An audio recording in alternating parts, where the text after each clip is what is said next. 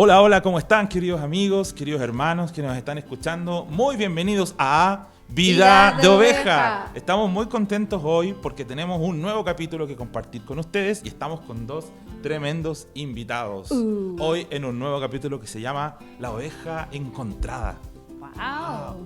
También le pusimos La Oveja Rescatada. También le pusimos muchos nombres. ¿Por qué van a decir ustedes? Porque hoy día vamos a hablar. ¿Gris? También le pusimos La Oveja Gris. Ah. Era la oveja negra, pero no quisimos ser tan drásticos. Me costó decidirnos por un nombre, la verdad.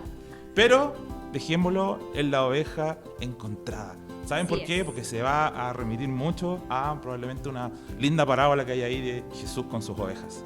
Hoy día tenemos un capítulo muy bonito para nosotros de compartir con ustedes, queridos hermanos. Precisamente del testimonio de dos personas que son parte de Beñe y de cómo Dios también ha trabajado en sus vidas. Queremos presentárselo a estos dos varones recios, ¿cierto?, que están aquí con nosotros, que son parte de la familia. Uno es, y aquí puede salvar también a la cámara, es Francisco Salazar, más conocido como El Pancho, Hola, ¿cierto? hola. Pancho El Salazar. profesor Pancho Salazar. Hola. Y por otro lado tenemos a José Ayaviri, también José puede salvar a la cámara, los que nos ven por YouTube. Gente. Y estamos, chiquillos, de verdad muy contentos de que estén con nosotros hoy en este podcast, sobre todo para compartir de sus vidas, sus familias. Yo sé que muchos de ustedes los conocen en la iglesia por las actividades que ustedes también desarrollan, por el trabajo que hacen, pero hay mucha gente nueva y es una de las razones por qué hicimos este podcast, que no los ubican, no los conocen, y también queremos ahí entonces contar algunas cositas nomás de la vida de ustedes. Vamos a partir, por ejemplo, con Pancho. Tú, antes de ir como a los datos más freak quizás, cuéntanos así un resumen muy cortito de qué haces tú por la vida, que estás casado, tus hijos, así, un resumen muy cortito. Ok, bueno, tengo 35 años, estoy casado con Verónica, maestra de escuela dominical. La Vero. Saludos a la Verito, Amigo grande. personal, grande. Gracias por darme permiso para venir. Soy profesor de educación básica con mención en inglés. Hago clase en un colegio, vamos a decir el nombre, pero en un colegio... De la Cota 1000. De la Cota 1000, Claro. exactamente. Hace ya, va a ser mi 9º año trabajando ahí. Qué harto tiempo, Pancho. Sí, en cuarto básico por muchos años y este año por primera vez en tercero básico y primero medio, así como una mezcla un poco rara. Wow. Tengo dos hijas, Antonia, de ya 7 años, va a cumplir 8 este julio, y Fernanda, de poquitito más de un año. Quisita la Fer. Gracias, Pancho. Y por acá, José, cuéntanos también lo mismo que nos estaba contando Pancho, de tu familia, de tu vida, qué haces en el ámbito secular también. Y acá en la iglesia, quizás. Gracias, muchachos. Antes, primero, por invitarnos a escucharnos, a pesar de que podemos tener historias aburridoras, pero... No, jamás. Bueno, ¿qué hago? Yo soy ingeniero civil eléctrico. Aquí en Chile le dicen civil a muchos ingenieros. En realidad es ingeniero eléctrico. Electricista, mejor en el mejor sentido de la palabra. Porque... Aclaremos que no arreglas enchufes, para que Sí, no te que estén no cambian- llamando. que no cambian después. polletas. Sí, que no arreglo televisores y ese tipo de cosas. Mi mamá hasta la fecha me pide que le arregle la lavadora, pero bueno, no he entendido todavía. Mamá. Sí, bueno, ingeniero civil electricista. Bueno, trabajo en una empresa colombiana, del cual soy gerente entre comillas, pero sí, estoy a cargo de la empresa colombiana acá, pero somos muy chiquititos. Llevamos 7 años aquí con la empresa. Estoy casado con Daniela Troncoso. Saludos a Dani. Saludos, Dani. Hija del pastor, por si acaso. Uy, ¿de cuál? Todo un Del tema pastor José eso. Miguel Troncoso, sí. Muy bien. Y tengo 2 hijos también. El primero, bueno, el más reciente, Noah Ah, José. pequeño. Tiene Saludos, 10 Novita. mesecitos reciente, un bebé hermoso, muy inquieto.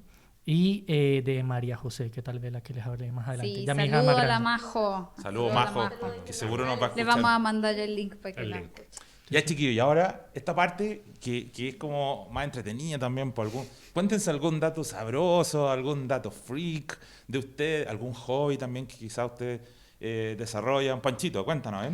Bueno, un dato freak que quizás yo creo que muy pocos saben es que soy vegano. Hace un par de años Ah, abracé el veganismo, lo que significa que no consumo nada de origen animal, ni leche, ni huevo.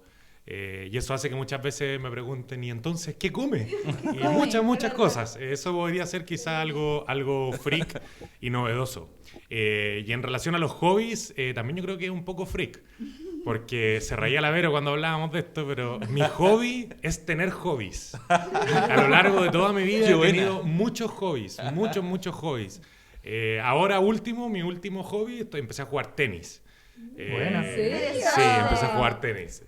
Bueno, en la pandemia y un poquito el año anterior me había empezado a dedicar a los simuladores de vuelo, al control de tránsito aéreo virtual por internet con aviones falsos, pero con cosas así.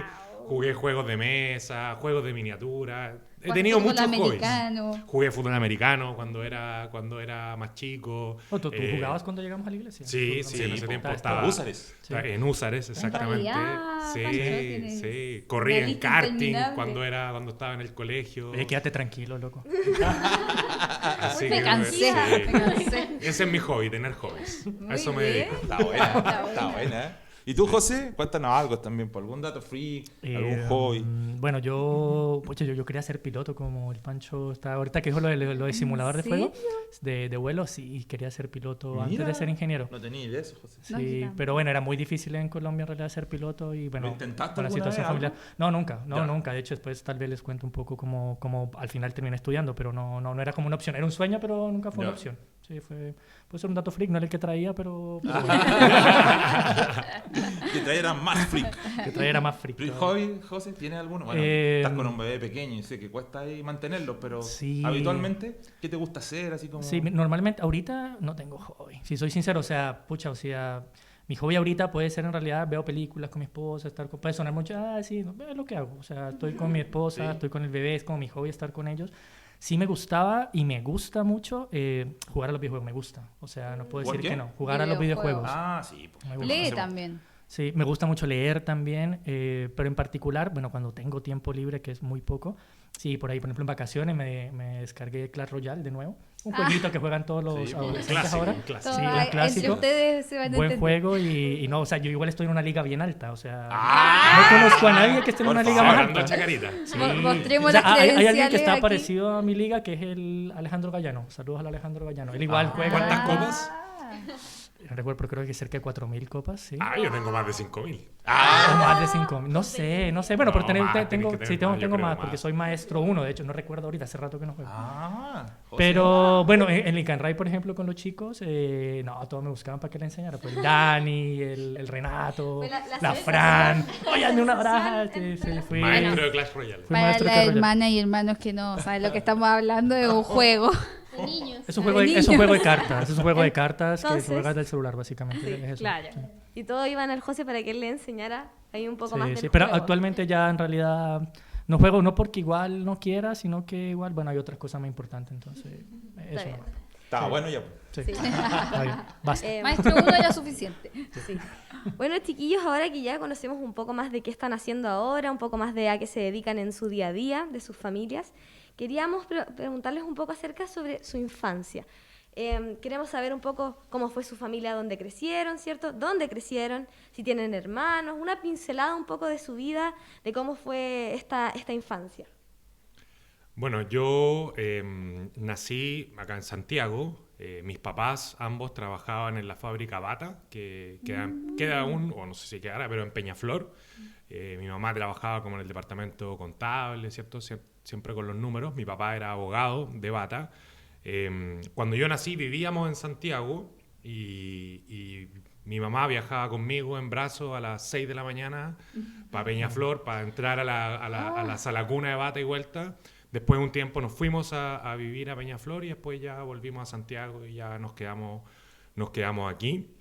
Creciendo en mi infancia vivía obviamente yo con mi papá, con mi mamá y con mi hermana Carolina, que es hija solo de mi mamá, no de mi papá. Ellos se juntaron mi papá, bueno, era el cuarto matrimonio o emparejamiento de mi papá. Y bueno, mi mamá había tenido un matrimonio antes y estaba ahí. Por parte de papá tengo también 2 hermanos y 2 hermanas que son medios hermanos también, mucho mayores que yo, con los cuales Nunca hemos tenido una gran relación de hermanos, pero sí muy cordial, cercana y obviamente sabemos quiénes somos. Así que ahí crecí yo, estudié en un colegio ahí en Providencia, Luis Campino, siempre muy Mateo, mi mamá ahí estudiando, pero muy desordenado, siempre Estudia. muy desordenado, le hacía sufrir.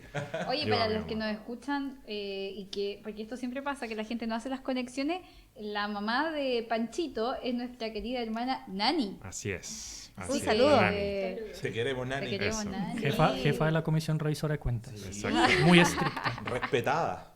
Sí, Sí. muy respetada y todavía hay Llamada. unos lugares. Detallista. Detallista. Muy bien, y José, ¿tú qué nos puedes contar también de tu infancia? Bueno, antes de partir, Bata es colombiano, ¿no? Tú que estabas contando que trabajan en la fábrica de calzado Bata. Porque en Colombia hay muchas tiendas Bata. Yo quiero apoyar este dato freak Sí, que sí. está tirando ¿O no? José. Yo pensaba que ¿Tú era sabes? chileno Bata, O sea, pero una no. vez viajé y estaba Sí. Bata en Europa. Es Y que yo Bata es una dije, familia, ¿qué? es un apellido. El apellido ¿What? de los dueños de la fábrica Ya, era... si alguien lo puede googlear Bata. para colocarnos ahí al día. Pero Yo ellos pensé que era colombiano. eran inmigrantes europeos, Ah, que claro, probablemente deben haber tenido fábricas en muchos hay lugares. mucho Bata en Sí. Colombia. Se Ah, lo digo porque yo vi, están yo por vi en todos lados. Francia Sí. Batas. Datos freak. Me llamó mucho la Datos atención. freak aquí. Sí. Está bueno Sí, no, Otro y dato tampoco, yo siempre que supe que tu mamá trabajaba en una cosa de una fábrica de zapatos, pero nunca imaginé que fuera Bata. Bata. Entonces me llamó la atención En esa época trabajaba. en esa época. Oiga, hermano, y usted que tiene un acento medio particular, cuéntenos de dónde es. Bueno, yo tengo un speech para esto, porque siempre me dicen, ¿y usted de dónde es? Yo digo, porque Lo siempre... tiene preparado. Sí, Siempre sí, llega. sí. Es una sí. mezcla. Sí. Es que me lo he aprendido porque siempre me preguntan, igual con mi apellido, me dicen, ¿cómo es su apellido? Entonces ya como que ya uno responde por inercia. Sí. No, bueno, yo nací en Bolivia, crecí en Colombia y maduré en Chile. ¡Ah! Muy bien. ¿Qué tal? Sí, me lo aprendo. Muy Es bien. mi speech. Sí, bueno, mi mamá es colombiana, de origen colombiano. Mi mamá criada por sus abuelos, nunca conoció a su papá. La mamá de mi mamá tuvo más o menos presente, pero mi mamá fue criada por los abuelos, colombiana. Mi papá, sí, boliviano, con su criado por ambos padres como tal. Y en unas cosas de la vida, mi mamá por X razón viajó a Bolivia. Allí conoció a mi papá, obviamente, se hicieron ojitos, todo el tema. Se juntaron porque no se casaron y similar a lo que pasó con el Pancho, mi mamá fue creo que quinta o cuarta, no puedo decir esposa, pero sí con la que tuvo hijos mi papá. Mi papá al final Wow. siempre fue, digamos, una persona muy divertida, muy picaflor, muy... Picaba la araña, como se dice. Picaba la araña. Sí. Claro. Y bueno, eso es como la parte de mis padres. Tengo una hermana por parte de papá y mamá y tengo 7 hermanos, o sea, somos 7 por parte solo de papá. Como le digo, todos de diferentes esposas, la mayoría. Yo soy el segundo menor, es decir, tengo 5 por encima mío y 1 por abajo, ¿ya? Igual que el Pancho, yo creo muy similar en esa parte. Nos la llevamos bien con todos, chateamos por ahí por Facebook, tenemos un chat obviamente en WhatsApp. Nos la llevamos bien, pero nunca muy cercano, solamente con mi hermana, digamos, hasta cierto inclusive periodo de mi vida. Y eso. Bueno, Muy bien. Sí. Y José, ¿nos puedes contar un poco más sobre, por ejemplo, cómo fue esto de crecer con tu mamá? ¿Creciste en Colombia, dijiste? ¿Creciste solo con tu mamá y tu papá, con tu hermana? ¿Cómo era un poco esa dinámica familiar en tu infancia? Yo he sido un poco, yo a veces cuando me dicen, que naciste aquí, yo soy como medio panamericano, he estado siempre dando vuelta un poco, digamos, nómada, tal vez no nómada, porque yo iba para donde iban mis papás, pero mis papás se casaron y estuvieron juntos solo 3, 4 años. En eso, obviamente, mi papá se juntó con la mamá de mi hermano más pequeño y ahí hubo el quiebre entre mis padres. Mi mamá viajó a Colombia y yo me quedé con mi papá. Mi mamá viajó con mi hermana. Yo me quedé con mi papá creo que un año y medio. En eso cuando tenía 5, antes de los 6 años, yo reclamé a mi mamá porque me hacía mucha falta. Y ahí, bueno, mi papá me mandó ahí para Colombia. Entonces yo ahí llegué a vivir a Colombia, ya mi mamá y mi hermana estaban allá. Mi mamá siempre fue una persona muy humilde, no quiere decir humilde, bueno, humilde, no siempre tiene un buen criterio normalmente sobre su mamá. Mi mamá no tenía nada, o sea, nunca tuvo un estudio, no se graduó de la secundaria, por ejemplo. Hizo un secretariado, digamos, contable inclusive, pero porque le permitieron en un instituto. Y siempre fue una persona que en realidad no tenía muchos recursos, pero muy trabajadora desde pequeña. Obviamente mi mamá, al llegar con mi hermana, primeramente a Colombia, ellos llegaron a una habitación de la casa de los abuelos, que fue donde creció mi hermana, que es una casita muy, digamos, muy humilde, grande pero humilde. Llegó ahí, cuando yo me separé de mi papá, yo llegué a esa misma casa a estar con mi madre, digamos. Ahí vivimos cerca de creo que 6 meses, 1 año. En eso mi papá le dio por ir a visitarnos y vio que vivíamos en unas condiciones muy malas, digamos, para ser tan chiquitito, con mi mamá los traje en una habitación, una cosa, digamos, un poco triste. Y ahí mi papá, por el contrario, siempre fue una persona que fue criado por ambos padres, tuvo oportunidad de estudiar 2 carreras, siempre tuvo un buen haber económico como tal. Y mi papá en esa ida para allá le dio pesar o lástima, no sé, y nos compró una casita. Entonces él nos compró una casita de contado a mi mamá y nos metió allá en esa casita, que fue una bendición hasta hace pocos años que se vendió. Y ahí crecí con mi mamá, un poco, ¿cómo se llama? Con esta figura distorsionada de familia, tal vez, porque nunca... O sea, lo que yo recuerdo de mi papá siempre estuvo presente por llamadas, pero nunca presente emocionalmente. O sea, en realidad nunca fue un buen papá, si soy sincero. O sea, para no colocarle como maquillarlo, adorno, claro. En realidad, era una persona muy divertida, tú lo pasabas bien con él, pero como papá, negativo. O sea, mucho a deber. Nunca tuve una figura paterna en mi vida. Yo creo que la primera figura paterna que vine a tener en mi vida fue el pastor José Miguel. Y mi mamá le tocó hacer ambos roles. Yo creo que, bueno, a muchas familias les pasa este tipo de cosas, en la que mi mamá tenía que trabajar con su fuerza y la profesión que tenía, sacar la casa adelante, tratar de ver por mi hermana, tratar de ver por mí. Gracias a Dios había una casa, lo cual facilitaba porque no tenía que pagar cuotas, pero igual, o sea, yo crecí en una casa con muchas libertades, donde mi mamá se veía con mucho problema para ver por todos y por mi hermana. Entonces mi mamá en algún momento, bueno, no quiero alargarme mucho, pero mi mamá en algún momento me dijo, yo recuerdo 8 o 9 años, que ella no podía con todo, que ella veía que yo era más juicioso, más disciplinado en el estudio que mi hermana. Ella tenía que llegar a revisarnos los cuadernos, para que, como siempre fue muy responsable, siempre quería llevar todo en orden. Y obviamente no le daban las manos. En ese momento mi mamá me dice, como a los 8 años, José, yo podría soltarte, hijito, para que yo no te vuelva a revisar los cuadernos. Tu hermana siempre ha dado un poco más problema con el tema del estudio, entonces tengo que estar más pendiente de ella, así que chao nomás. Entonces yo dije, ya, desde ahí mi mamá nunca me volvió a revisar los cuadernos hasta ahora, digamos. Desde muy pequeño me asignó mucha responsabilidad, igual con mi hermana. Mi hermana le asignó responsabilidad, oye, tienen que estar, lastimosamente por tema de género, barre, trapea, que cuando yo llegue, o sea, siempre fuimos como de cierta forma apoyo a mi mamá en este crecimiento, pero nunca ni mi mamá, ni mi hermana, ni yo tuvimos una figura clara de familia, ni de mamá, ni de papá. Crecimos muy solos y por ende con muchas libertades. Entonces, yo creo que hasta ahí lo dejo nomás pero mucho que contar igual. Muy interesante. Muy interesante. Hay muchas cosas aquí en la infancia, una época muy interesante. Ahora, ¿cómo fue esto ya un poco de su vida más adulta? El proceso de salir del colegio, ¿cierto? Tener un poco más de libertades, responsabilidades, o este periodo que uno ya empieza así como tengo 18 años y uno se cree así como genial. ¿Cómo fue esa etapa, ese cambio de pasar de estar en el colegio, estar un poco más con los papás, un poco más encima, y a tener esta mayor libertad, conocer gente nueva, entrar a la universidad, elegir carrera? ¿Qué nos pueden contar un poco de esa época? Fue, al menos en mi caso, fue como el inicio de todo lo que después se desencadenó. Mi historia familiar es muy similar a la de José. Yo terminé creciendo con mi mamá, solos, porque se separaron después. Sin embargo, muy marcado por la figura de mi papá. Yo crecí admirando a mi papá. Mi papá era mi superhéroe, era lo mejor que existía era mi papá. Gracias a Dios también mi mamá nunca me habló, y ahora ya de grande yo me he enterado de cosas que sucedieron y lo que hubo detrás de todo el quiebre y muchos defectos que tenía él, pero la verdad cuando yo fui creciendo ella nunca me quiso quitar esa admiración por él. Así que bueno, ¿por qué digo esto? Porque yo terminé entrando a estudiar Derecho en la Católica como mi papá quería. Yo la verdad desde que iba en 8º básico quise ser profesor, pero le hice caso a mi papá y le hice caso no solo en estudiar Derecho, sino que también yo quería estudiar Derecho en la Chile.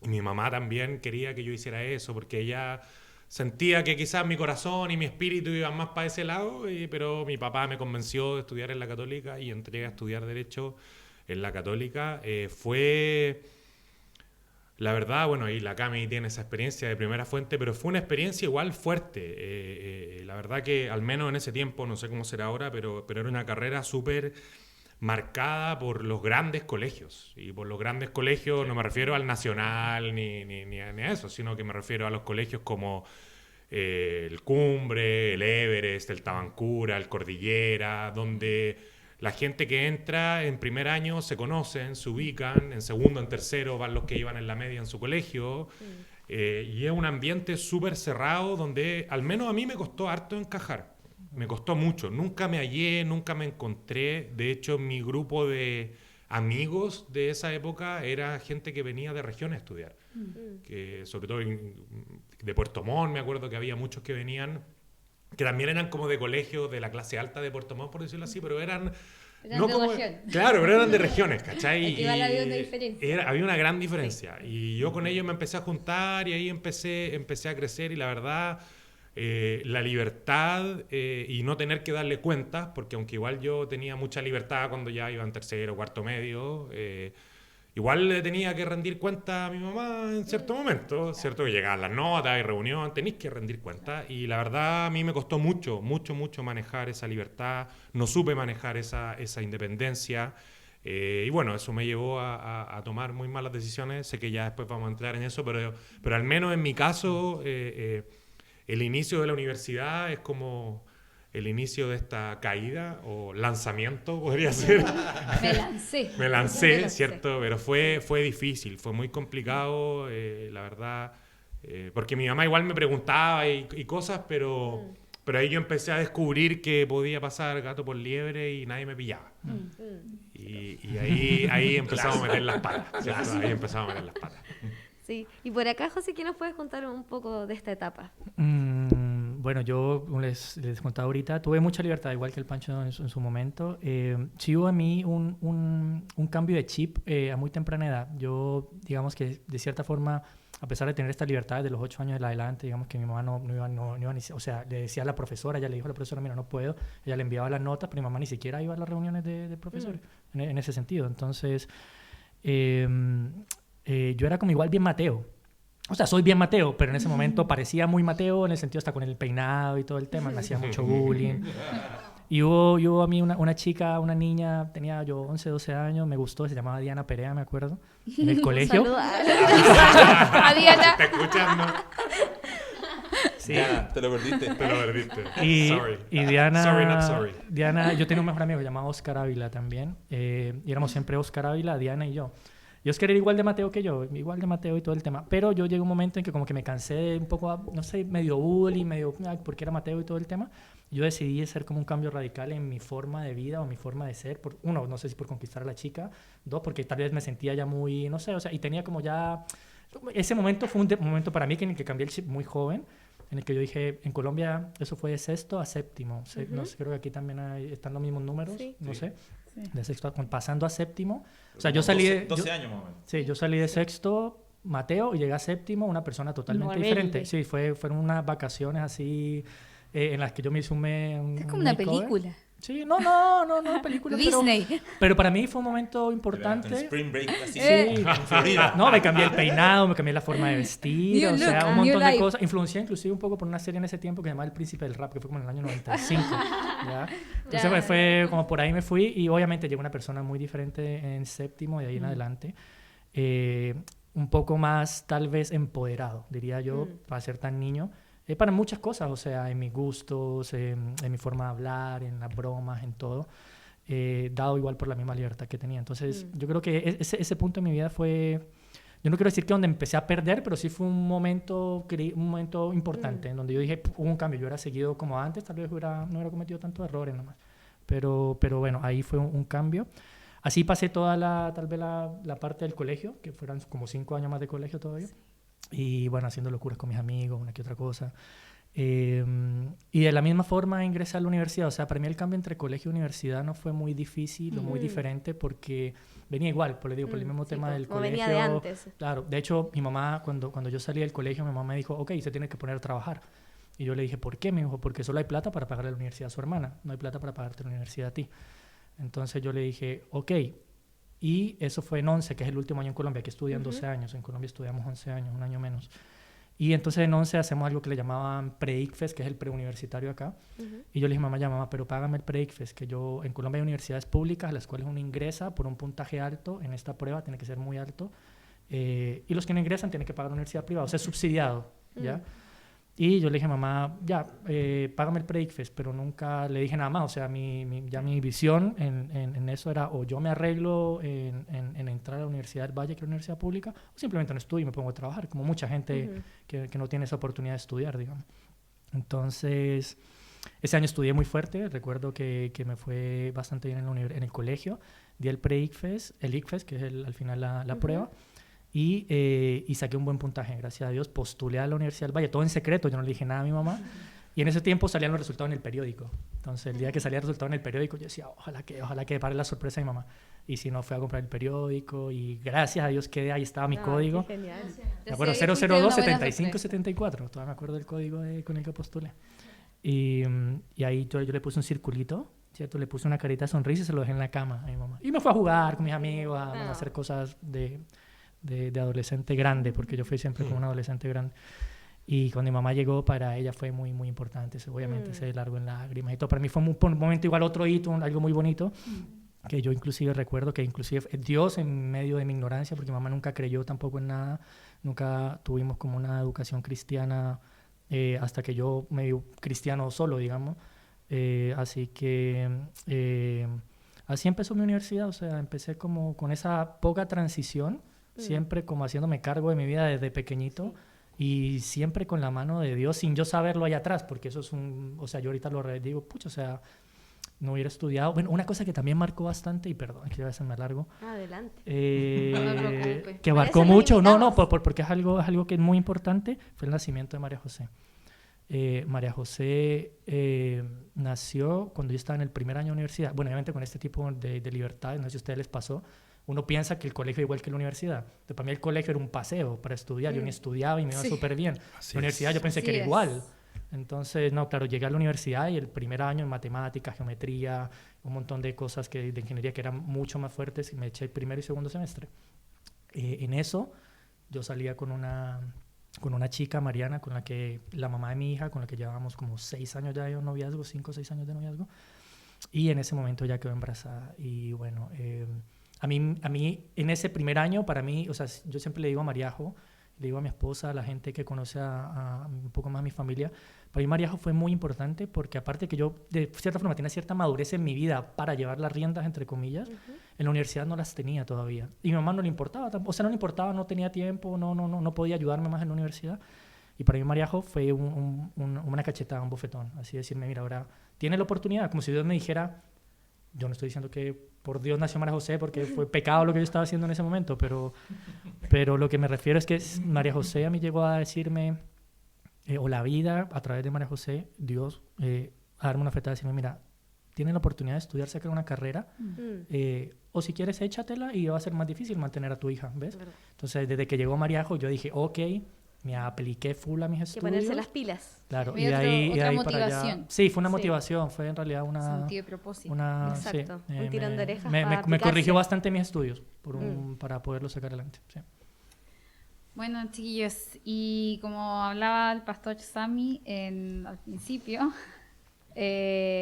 dijimos muchos nombres de este capítulo, la oveja gris, la oveja perdida, pero nos quedamos con la oveja encontrada. Y para ser encontrado uno se tiene que perder primero.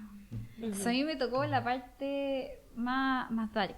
No sé por qué me la dieron a mí, la verdad, mis compañeros de podcast. ¿Por qué será? Espero que no signifique nada. Va a indagar como abogada. No, y la verdad es que queremos conocer un poco más y dar un poco más de contexto por qué están ustedes dos juntos aquí, ¿verdad? Porque quizás hasta ahora nuestros interlocutores todavía no han logrado entender ¿Por qué? ¿Por qué esta pareja, dispareja, Francisco y José? Y también lo hemos hablado cuando los íbamos a invitar, de que muchos de los hermanos de la iglesia conocen el ahora de ustedes. Y probablemente la parte a la que vamos a entrar es una parte desconocida para la mayoría de las personas que nos escuchan. Así que queremos invitarlos a que puedan abrir esta etapa de sus vidas que fue un poco oscura, un poco perdida, y me gustaría partir por el principio. Eso. Valga la redundancia. ¿Cómo comenzó el proceso? ¿Se acuerdan más o menos de cómo empezó desarrollo de esta caída, como dijo Francisco un poquito que adelantó? ¿Cuáles eran las circunstancias que estaban viviendo? Bueno, yo para partir, para dar el contexto al tiro, yo tengo una enfermedad, que la tengo aún, que nunca se me va a pasar, que es la enfermedad de las adicciones. Yo soy un adicto. Principalmente mi problema fue el abuso de sustancias como la marihuana y la cocaína. Habiendo dado ese contexto, ¿cómo comenzó todo? La verdad, bueno, mi historia tiene varios hitos y esto que yo les comentaba de la entrada a Derecho fue uno de ellos. Yo estuve ahí 1 año y medio. El primer año quizás sobreviviendo, intentando pasar, pucha ya, bueno, pero ya el segundo ya bastante desmotivado, bastante choreado, empecé a conocer gente por otros lados. Ya los carretes pasaron de tener un par de copetes nomás, a aparecer unos pitos por ahí. La verdad me pareció súper, en ese momento, entretenido, me atrajo. Era un refugio y un escape a esta realidad fome que era ir a estudiar esta cuestión que en verdad solo le gustaba a mi papá y a mí no me gustaba y me cargaba y era difícil. Y la verdad es que, al menos en mi caso, esta enfermedad empieza con cosas pequeñas que van avanzando y uno no se va dando cuenta. Es como una bola de nieve, por decirlo así. Empecé a faltar un par de veces, faltaste una prueba, después ya debís 2, ya debís 3, ya no vaya a clase, ya faltáis a la vez que hay que recuperar también. Y ya dejaba de ir a estudiar por ir a juntarme con mis amigos. Mi papá me daba una cantidad de plata en ese momento como para los gastos universitarios, que al final me la gastaba en puro carretear. Entonces eso terminó en que me echaran de la universidad a fines del primer semestre del año 2006, cuando ya era en el fondo mi tercer semestre, me echaron. Y ahí fue como igual un golpe que así como a José contaba que en su caso el golpe fue como para aplicarse, la verdad para mí fue todo lo contrario. Tuvo todo el otro efecto. Ese mitad de año se supone que yo me preparé para dar de nuevo la PSU, lo di de nuevo la PSU, entré a estudiar pedagogía, pero la verdad dentro de mí nada había cambiado. O sea, entré a estudiar algo que sí me gustaba, yo quería ser profesor, amo ser profesor hasta el día de hoy. Pero nada en mí había cambiado. Igual sobreviví ahí un poco de tiempo y ya después fueron pasando más cosas que iremos avanzando de a poco, pero más o menos así comenzó, como un refugio, como una vía de escape a cualquier disgusto o circunstancia no cómoda o que no me agradara de mi vida. Claro. Y tú, José, un poquito de la época en realidad previa a conocer al Señor que estabas viviendo. Tú igual adelantaste un poco, que partió un poquito antes que Francisco, quizás, más niño. Sí, yo creo que yo no podría identificar un momento en el que yo me sentí perdido como tal. Yo creo que tuve eso que les conté y por la misma libertad con mis amigos, con la gente de la universidad, inclusive antes del colegio, para mí muchas cosas eran normales. Entonces, tal vez ustedes que han crecido en el contexto de la iglesia, igual tienen un punto de vista de que algunas cosas son, o sea, no sé, muy las drogas, el tema de tener sexo, relacionarse, digamos, con personas desde muy joven, o el alcohol, como decía el pastor Sammy, es como muy, pero al menos en el mundo en el que yo crecí, yo no crecí en el mundo, pero... O sea, yo no crecí en un contexto de iglesia, entonces eso es lo que hacía todo el mundo. Claro. Entonces yo a mis 12 años, claro, empecé a salir con mis primeras pololas, La cerveza y temas de trago para mí nunca fue un problema en el sentido de que después empecé a probar, pero nunca fue un tema. Pero sí, tanta libertad me llevó a probar muchas cosas. O sea, tema de, como les digo, o sea, yo, perdí mi virginidad a los 15 años, por ejemplo, o 14, entre 14 y 15 años. Pero mis amigos todos la perdieron en la misma edad. Entonces, no es como que en mi círculo fuera algo extraño. Entonces, y ese era un tópico un poco que queríamos tocar, porque hablábamos cuando preparábamos, ¿cierto? Un poco el tema de hoy, de resaltar eso, de que si en ese momento, porque ahora nosotros lo estamos viendo desde la visión cristiana y desde la redención que Dios trabaja, pero es muy importante lo que dices tú, en ese momento, en esa circunstancia, tú no te considerabas con ningún problema. Claro, correcto. Por eso le digo, para mí fue como que no sentí como que estuviera perdido, porque yo vivía en un contexto en el que yo era una persona más. Entonces tú no te das cuenta, si eres un pez no te das cuenta del agua, como dicen. Entonces no, yo vivía en un entorno que para mí yo hacía lo normal, y sumado a que yo, digamos, de cierta forma tenía estas libertades que inclusive mis amigos no tenían, yo inclusive en el que impulsaba algunas cosas. Entonces, o que salgamos, que quedemos hasta tarde, oye, que hay tal chica, oye, que por qué no le tiran, en Colombia le dicen tirar los perros, es cuando te gusta una chica, entonces... Ir a la conquista. Ir a la conquista. Tirar a los Tirar a los perros. Aquí es todo lo contrario, es como echarle la foca. Echarle la foca a alguien, sí. No, ya tirar los perros. Tú, entonces, en esa circunstancia, claro, yo nunca... Pero es que promovía la cuestión. Sí, o sea... El alma de la Y fiesta. recordemos de que en séptimo básico se convirtió en líder de la manada. Ya. O sea, hay una cosa que yo les he contado a ustedes y tal vez a algunas personas de la iglesia. Yo me tatué en el brazo a los 13, 14 años cuando mi papá fue en uno de los viajes a visitarme y mi papá promovió ese tatuaje. O sea, y yo era un niño de 13 años con un tatuaje, creen que para los otros niños lo cool era el Dios. de lo cool, claro, Sí, ¿me entiendes? claro, por supuesto. Entonces claro, mi vida siempre fue, de cierta forma, como no tenía referencias parentales, o sea, mi mamá siempre fue una madre, yo no quiero decir que no, pudo hacer lo que pudo Pero hacer con con sus muchas herramientas. funciones tu mamá, con muchas mucho funciones. trabajo. Igual muchos valores de los que yo tengo, como trabajo duro, honestidad, un montón de cosas, vienen de ella, o sea, son inculcados. Pero en medio de esa libertad, yo nunca me sentí perdido haciendo todo lo mismo que puedo hacer desde los 12 años hasta los 27, que más o menos me convertí. O sea, para mí, como que de los 12 a los 27 transcurrió como estando haciendo lo mismo, divirtiéndome de una u otra forma, hasta que empecé a sentir, digamos, el llamado. Yo creo que un punto aparte, aunque vamos a tocar eso más adelante, pero no hubo así como un quiebro. Obviamente en medio de eso hice muchas locuras que para todos los jóvenes, como les digo, en un contexto fuera de la iglesia puede ser normal inclusive, pero eso. En tu caso, Francisco, un poquito también repasar esa misma pregunta. ¿Tú sentías en este contexto de lo que contabas, quizás ya un poco antes de que te echaran de la universidad, porque eso ya es como algo más fuerte, pero en el primer año, cuando recién empezaste con estos nuevos amigos, con esta salida, ¿te diste cuenta hacia dónde estabas yendo? ¿Sentiste como algún red flag, algún danger por ahí? Sí, yo me sentía diferente. Porque justamente yo no me carreteaba a veces con mis compañeros de la universidad, con estos chiquillos que eran de regiones, pero poco, porque ya cuando empecé ellos no hacían lo mismo que claro. yo, no consumían lo que a mí me gustaba hacer, ¿cachai? ¿No? Entonces no faltaban a clase. Entonces en verdad... Lo fuiste dejando atrás. Lo fui dejando atrás, exactamente, y sí me sentía diferente, ahora, sentirme diferente en ese momento...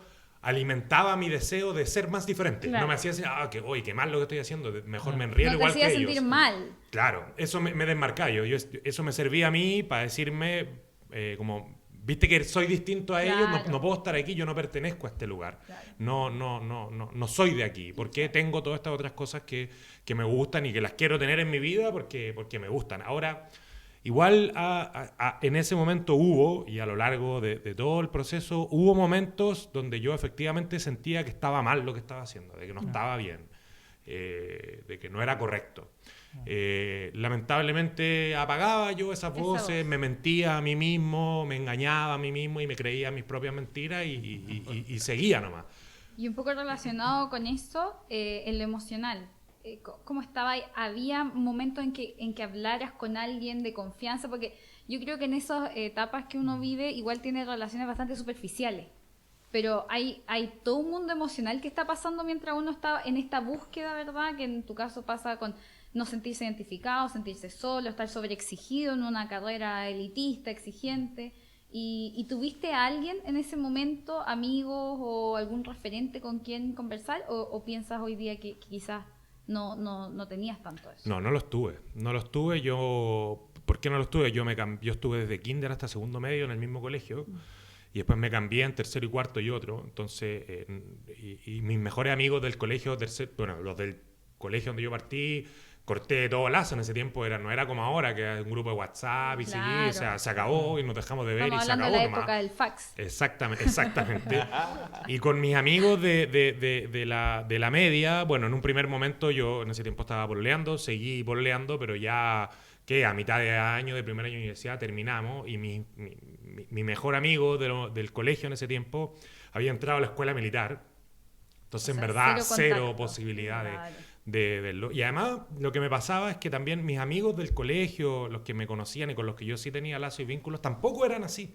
Tampoco pertenecían a este mundo de tanta locura. Claro. Y entonces, yo sabía que acercarme a eso iba a significar... Ellos no iban a venir a carretear conmigo, ¿cachai? Yo iba a tener que ir y iba a significar dejar de hacer lo que en ese momento estaba haciendo. Entonces, en verdad, yo no tenía a nadie, pero por eso, porque yo no quería sumar porque sabía. Pero sí emocionalmente era difícil porque en el fondo los problemas los masticaba solo. Claro. Y las circunstancias difíciles, los dilemas que uno se presenta, los momentos donde pucha estudiar y vaya a hacer la prueba o no, chao, y tiráis todo La bueno, vida, por en el la fondo. ventana para afuera, claro. Que es difícil. Era solo yo, por decisión propia. Mi mamá igual siempre estuvo ahí, si yo hubiese querido hacerlo, ella hubiese hablado conmigo cada vez que yo hubiese querido, pero yo decidí otra cosa. Yo decidí otra cosa y ese fue, bueno, uno de los grandes errores y de las decisiones que me terminó llevando donde terminé. Wow. Y en tu caso, cortito, José, si tenías a alguien, amigos cercanos, donde tú pudieras ser sincero con lo que te pasaba en ese momento, o ni siquiera amigos, quizá alguien mayor. No, o sea, igual que el Pancho, yo creo que uno está en esa instancia solo, e inclusive solo con sus amigos, porque claro, yo lo conversaba con mis amigos, pero no lo conversaba como si tuviera un problema. Claro. Entonces, era como, oye, ¿qué hacemos? Que esto, no, tengo problemas en la universidad, o por ejemplo, en la universidad sí tuve una persona muy cercana, se llama Norberto Aldana, fue como mi mejor amigo, nosotros inclusive salimos del colegio juntos, entramos a la universidad juntos y trabajamos los primeros años en GERS juntos, porque también ingeniero electricista, una persona con la que compartí mucha parte de mi vida, muy buen amigo, para mí como un hermano, pero en ese momento igual de desorientado que yo. De hecho, yo era más orientado que él en muchas cosas. Entonces, ese era mi apoyo. Él se apoyaba en ti. Claro. Ciego guiando Era ciego. ciego, exacto. Ese era mi apoyo con quien yo me desahogaba, ¿sí me Claro. entiendes? Hay un problema, oye, entonces no, vamos a tomar cerveza o vamos a hacer otras cosas. Entonces, desde ese punto no, digamos, sí había un apoyo porque al final uno dice, no hay, pero esa persona y yo en mi ignorancia sí nos dábamos apoyo de cierta forma. Claro. O sea, tal vez no de forma correcta, no el apoyo de forma correcta, pero él sí estuvo ahí y yo estuve ahí también para él, por ejemplo. Entonces, yo siempre fui muy bueno igual haciendo amigos, no tan cercanos porque soy de pocos amigos cercanos, pero de muchos amigos en general se me facilita ser amigos. Pero con él, para mí él era una persona importante en mi vida, por ejemplo, un hermano casi. Claro. Entonces, eso. Podía hablar con cosas con él, pero no es que recibiera un buen consejo. Claro, Así por como los que yo supuesto. daba. A mí nadie me preguntaba por qué estaba ahí y no había ido a clase, por ejemplo. Claro. Claro. Nadie me dijo, oye, ustedes no, tenés que ir a clase, loco, ¿qué onda te vas a echar los Claro, ramos? ¿no? Ah, Igual, nada, igual, buena, no, qué sí, buena. sí, Y nos alguien íbamos juntos, con ¿no? quien compartir y lo que dice José, y que recibir la recepción, valga la redundancia, Claro. correcta, y el Una cuando orientación, un cuando consejo, estás ahí algo. triste, cuando te echaste un ramo, cuando Total. tu polola te pateó, cuando te peleaste con tus papás, o todas las cosas que le pasan a uno porque es ser humano nomás. Claro. Lo que pasa es que Bueno. igual uno ahorita yo ahorita que soy papá, me gustaría que mi hija se apoyara en mí para ciertas cosas, pero en esa época, y yo creo que le pasa igual a Pancho, como uno sabe que de cierta forma está haciendo cosas malas porque uno tiene una aguja de una moral que en realidad te dice que está, y inclusive hasta la actualidad, hay muchos adolescentes que le ocultan cosas a sus papás, se lo Claro. ocultan Es porque que saben que está mal. Yo siempre he Solo pasa es que uno pensado- lo sigue haciendo. Lo ¿sí que me pasa es que yo entiendes? siempre he pensado que la adolescencia y la juventud es una etapa en que uno se desmarca un poco de los papás y empieza a tener una vida independiente, ¿cierto? Los psicólogos lo hablan. Y también es importante tener amigos que puedan cumplir un poco ese rol, porque yo creo que a todos nos va a pasar como seres humanos, que Y no uno- todos lo podemos contar a los Claro, papás. exactamente. Claro. Incluso yo diría que después, desde ahí hacia la edad adulta, hay muchas cosas que no sé siquiera si son sanas contárselas los papás. y viceversa, y que los papás te las cuenten a ti, porque es otro tipo de relación. Entonces, Claro. la importancia, y es lo que siempre, haciendo un paréntesis con el pastor Sammy, hablamos cuando empezamos a trabajar con los adolescentes acá en la iglesia, que es crear esos vínculos entre pares, pero vínculos profundos, porque lo que estamos hablando acá es que ustedes no eran gente Saludables. apartada, y saludables, por supuesto. No eran gente apartada solo en su pieza. Ustedes estaban rodeados de gente. Sí, de mucha gente. De mucha gente. Eran gente sociable, referente para otro. El punto es eso que siempre habla el pastor, ¿verdad? De apagar la luz y seguir sintiéndote solo, Solo. a pesar de haber estado Sí. con mucha gente. Y importante, perdona ahí, Cami, que te interrumpa, pero yo creo que algo súper importante que al menos me pasó a mí es transparentar los sentimientos y emociones que uno vive, incluso con las personas que son tus amigos, aunque sean buenos o malos amigos. Porque yo eso tampoco lo hacía. Claro. O sea, ellos tampoco sabían que yo estaba faltando y que me estaba yendo mal. Siempre bien. Siempre bien, o sea, Claro. sobre mi vida no de carrete, yo a ellos les mentía y a la gente con la que iba a la universidad también les mentía sobre mí. O sea, yo con nadie fui transparente, nadie supo verdaderamente lo que me estaba pasando. Y debe haber sido agotador igual.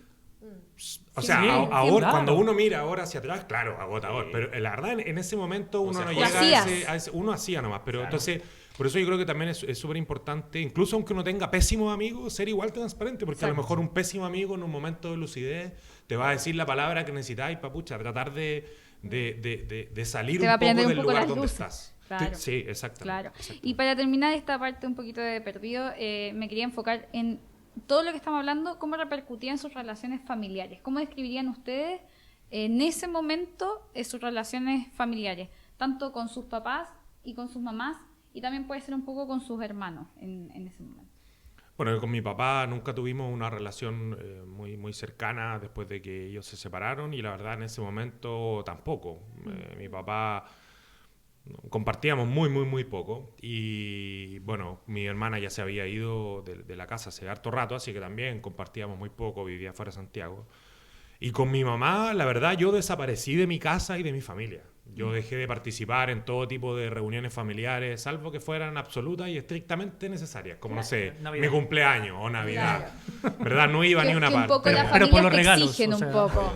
Claro, no iba ni una parte. Y la verdad, la relación con mi mamá estaba súper mal. Yo en esa época de mi vida fui muy mal hijo. Fui muy violento yo con mi mamá. No físicamente, que es lo que cuando uno dice violento la gente al tiro piensa, no físicamente, pero sí yo fui muy violento, fui muy hiriente, fui muy arrogante. Entonces, la verdad, teníamos muy poca relación. Yo casi que era como un hotel en mi casa, entre Claro. comillas. Hacía lo que quería en mi pieza. Comer, bañarse. Sí, ¿no? dormir. Y salía, volvía. Ya, bueno, después cuando yo estudiar pedagogía, mis papás me regalaron un auto. Y ahí ya... Ya peor. Más encima, cacha, más encima. Y ahí ya, la Encachado verdad, y con ya auto, yo ¿no? iba, Sí. volvía tarde, me da lo mismo, no me importaba nada. Si estaba con alguien y me iba a ir a quedar con alguien en mi casa, me iba a quedar con alguien en mi casa, me da lo mismo, hacía en mi pieza lo que yo quería. Mi mamá muchas veces me decía, oye, ¿qué estáis haciendo en mi casa? Así que, me da lo mismo, no. La verdad, súper insolente, súper mal, de relaciones heavy. completamente rotas y destrozadas Deterioradas. en ese sentido. Y en tu caso, José, ¿cómo se daba la relación? ¿Estabas en algún tipo de contacto con tu papá, con tu mamá que trabajaba mucho, pero quizá aquí tuvo un poquito más de respiro? Yo creo que fue similar al Pancho. O sea, mucho de lo que hice fue similar. Mi casa era un hotel, una buena palabra era eso para mi mamá. Siempre ha sido muy servicial. Entonces, yo llegaba y tenía comida, tenía ropa, tenía la cama hecha y me iba y dejaba todo hecho en desorden. Y lo que pasaba con Pancho, todas las pololas que tuve las llevé sin problema. Mi mamá siempre me veía. Yo siempre igual tuve algo con mi mamá que... Mi mamá tiene un carácter muy fuerte. Desde el punto de vista de lo que nosotros ya sabemos, Cristiano para mí es dominante, ¿ya? Y mi mamá siempre fue muy agresiva desde pequeña, desde que nosotros fuimos pequeños. Entonces mi mamá cualquier cosa nos corregía, pero no nos corregía con palabras, nos corregía con golpes.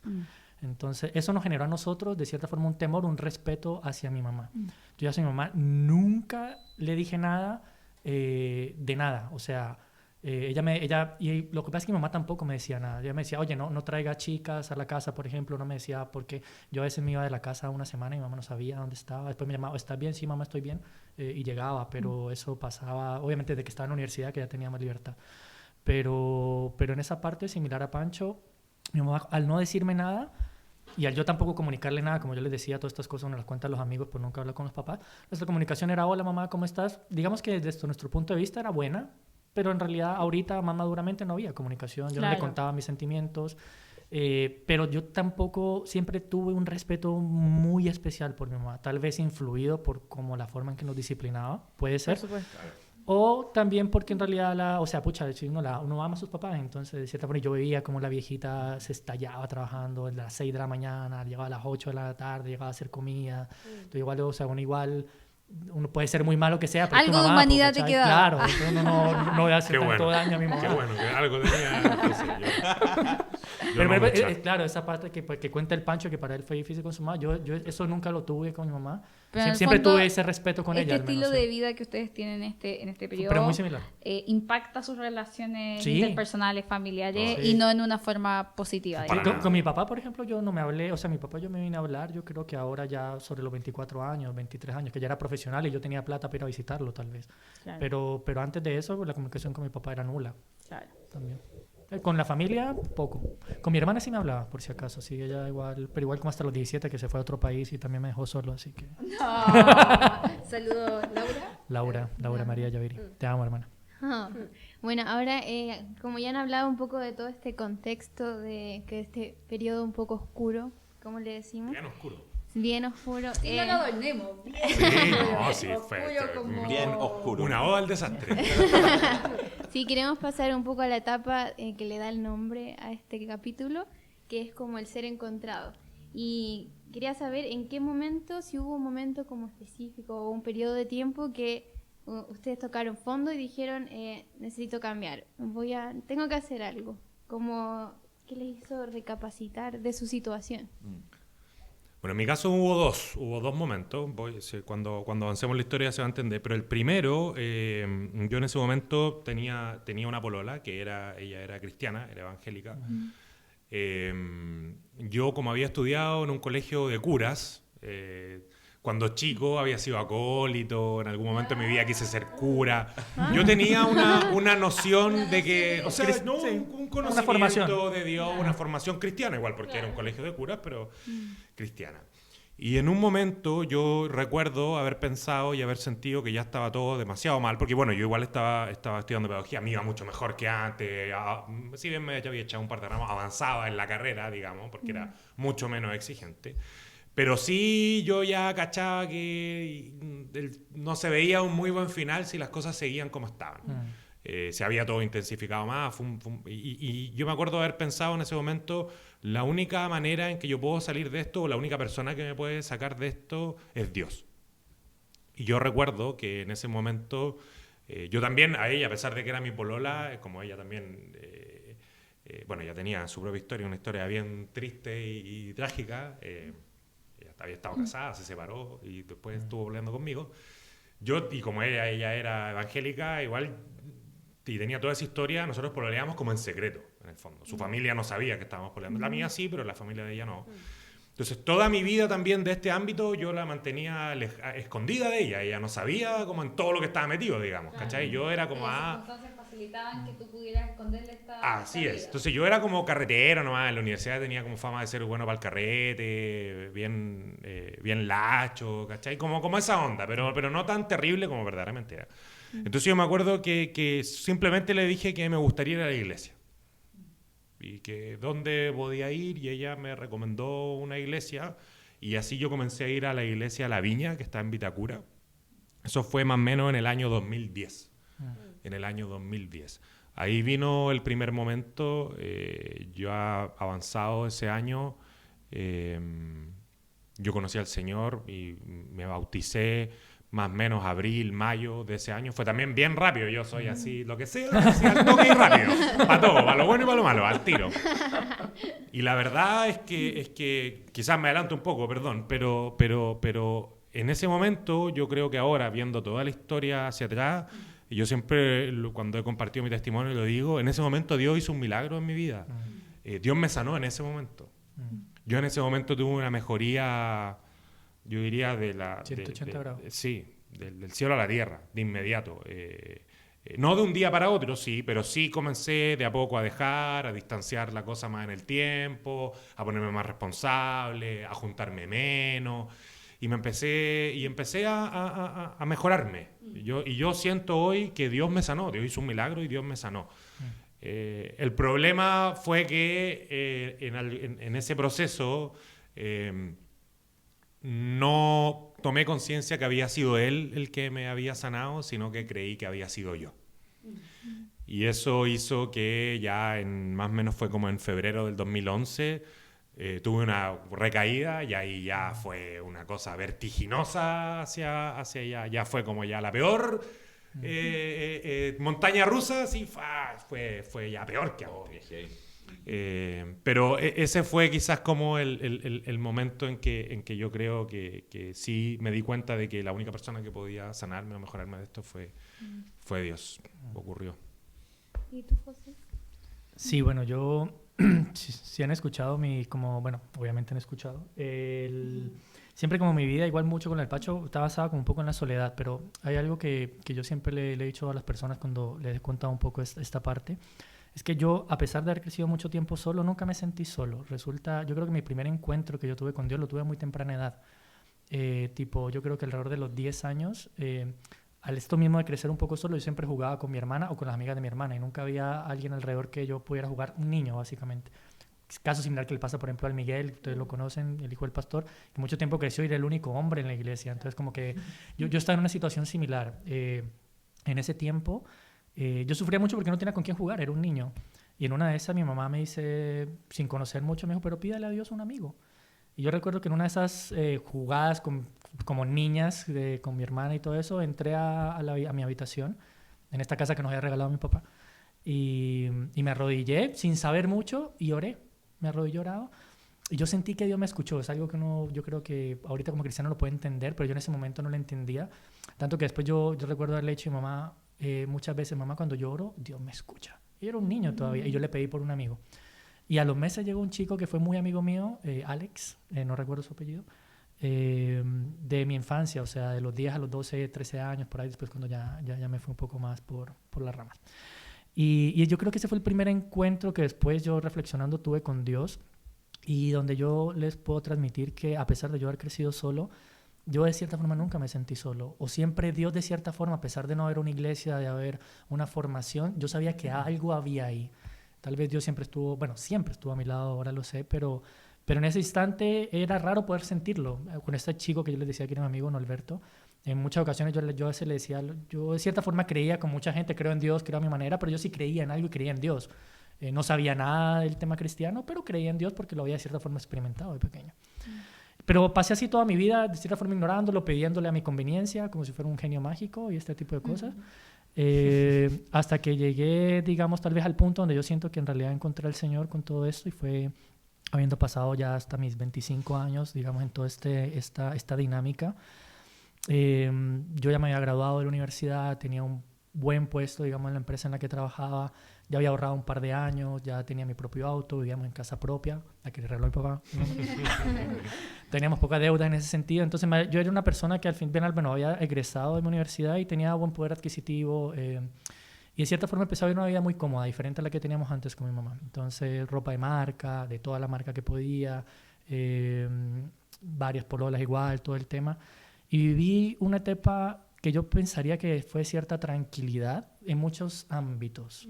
Yo creo que Dios sabía, este loco no, por el tema de la soledad no lo va a tomar. O sea, si le quito a su mamá, yo creo que no va a hacer tanto, no le va a hacer abrir tanto los ojos.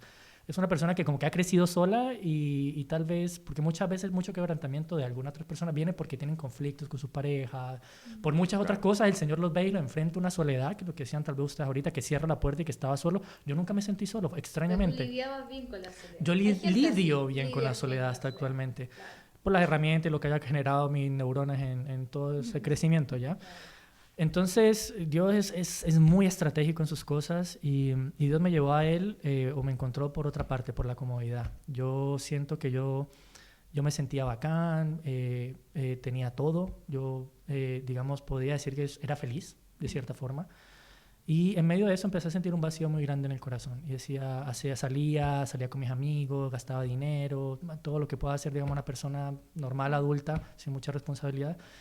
y decía, empecé a pensar como, no sé, meditar, ¿esto es todo en la vida? Decía, ¿esto es todo en la vida? Y esa pregunta la empecé a hacer como de los 23 años, hasta los 25, obviamente me tomó bastante tiempo.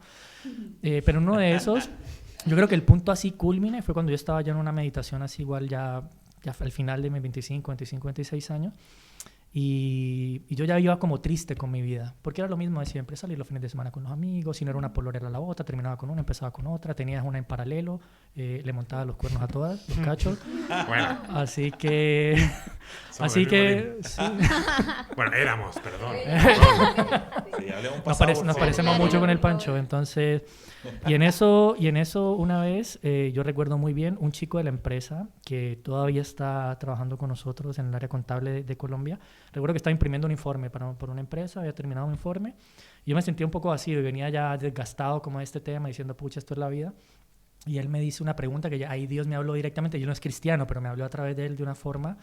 Él me dijo, él me vio y me dijo, oh, José, qué bacán, quisiera tener una vida como la que tienes tú. Él era un chico que estaba practicando, o sea, como tal vez ustedes que están en su práctica profesional. Y esa pregunta o esa afirmación a mí me dio tan fuerte en el corazón porque yo estaba tan inconforme como estaba viviendo la vida, que decía, o sea, esto es todo, esto es. Y ver que tal vez de cierta forma era un ejemplo, una inspiración para alguien que estaba más chiquito, dije, no, estoy mal y más encima estoy mal. Y ahí yo me fui a sentar a mi escritorio, me quedé en llanto y me puse a llorar. Y dije, Señor, esto es todo en la vida. O sea, Dios a través de la comodidad me llevó a pensar de esa forma, a decir, esto es todo. Y justo tenía un amigo, Ricardo Ortunduaga, he mencionado muchos nombres, y él era cristiano, Se o lo es va a cristiano. compartir a todos después. No. Y él estaba al lado, justo al lado mío, y él iba a la iglesia, y varios años he ido a la iglesia, una iglesia pentecostal cerca, de hecho, de mi casa, muy grande. Y muy grande en la parte de jóvenes, tiene una parte de jóvenes gigante, más de 100 personas, más de 100 jóvenes se reunían todos los viernes allá. Y yo ahí un poco así mal, Ricardo me voltea a ver y yo le digo, loco, ¿me llevas a la iglesia? Y ahí fui por primera vez, digamos, a la iglesia en Colombia. Qué bonito. Con él. Qué impactante. Sí. Aparte me llama mucho la atención que ambos, al tocar fondo, ustedes son los que les piden a personas que estaban a su alrededor en ese momento, Cristiana, claro. que quizás sin invitarlos directamente o sin insistirle a ustedes, llega un momento en que el Señor los llama a ustedes y ustedes son los que dicen, ¿me puedes llevar? Claro, sí. Y bueno, sobre el pasado que deja consecuencias, ¿cómo fue tomar conciencia ya y decir, ya, yo tengo que trabajar ciertas cosas porque ya eran, no sé, en el momento que se hicieron cristianos y ven las consecuencias de sus actos, entonces hay que mejorar, hay que trabajar en eso. ¿Cómo fue ese proceso que vivieron?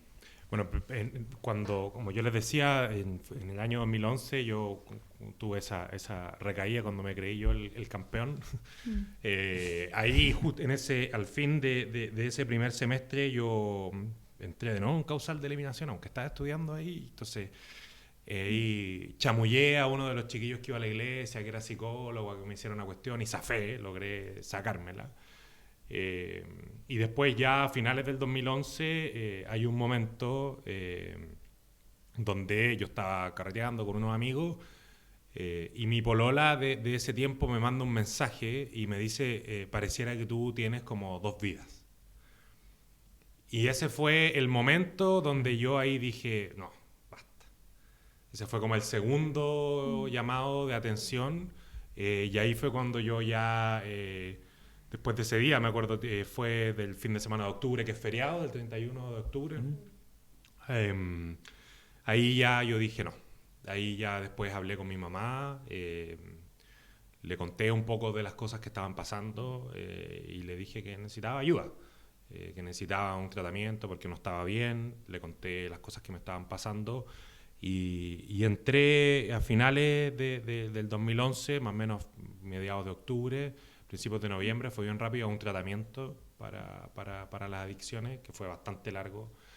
Y la verdad, ese fue el camino para afrontar estas consecuencias.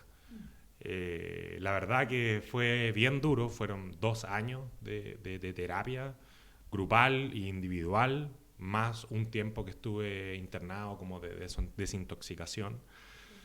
Bien duro, bien difícil, al principio con terapias todos los días, de lunes a viernes, después 3 veces a la semana, después 2 veces a la semana y después ya al final 1 vez a la semana.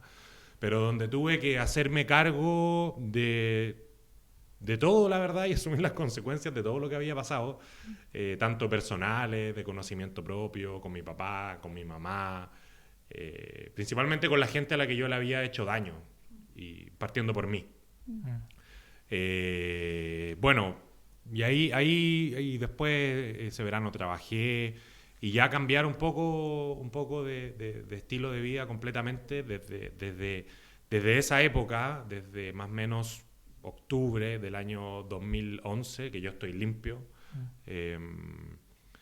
Y la verdad, el proceso de hacerse cargo y de asumir las consecuencias es duro, es difícil, es muy doloroso, porque hay heridas que uno se ha hecho a sí mismo, que yo diría que, bueno, aquí adicto medio alcohólatra, perdón, pero yo diría que son las más difíciles de sanar. Porque las heridas que uno le hace a otro, yo creo que hoy en día, con el cambio que ven y con cómo te ven, de alguna u otra manera sanan. Pero las heridas que te hiciste a ti mismo, o sea, yo hoy día pienso, el tiempo de mi vida que perdí, eso ya nadie me lo va a devolver. Sí, el daño en tu salud. El daño en mi salud. La verdad, gracias a Dios, bueno, lo mencionaste, lo voy a decir, yo cuando entré al tratamiento a mí me hicieron un neurospec, que es como en el fondo un escáner así del cerebro, que es justamente por eso está comprobado científicamente que las adicciones son una enfermedad, porque cuando uno se enferma, la zona del cuerpo enferma tiene menos sangre, tiene menos irrigación sanguínea. Entonces las personas que somos adictos cuando estamos con la enfermedad activa, hay ciertas zonas de nuestro cerebro que tienen menos irrigación. Y yo tenía nunca me olvido cuando el psiquiatra lo leyó, una hipoperfusión, puede ser el término, severa en ciertas zonas del cerebro. Yo me acuerdo que el psiquiatra, que es un psiquiatra que es como experto en adicciones de Chile, dijo que él jamás había visto algo así. O sea, lo había visto en personas así alcohólicas, pero ya así, ya... rematadas. Claro, o con un consumo de cocaína y alcohol así brutal. Pero la verdad, mi adicción principal era la marihuana y él me dijo, jamás había visto algo así, jamás. Y yo lo vi y él me lo dijo. Y cuando yo terminé el tratamiento, mi mamá, yo me acuerdo que le preguntó, doctor, ¿y ahora es necesario que él se haga uno para que veamos cómo está? Y él le dijo, pero mírelo, ¿para qué?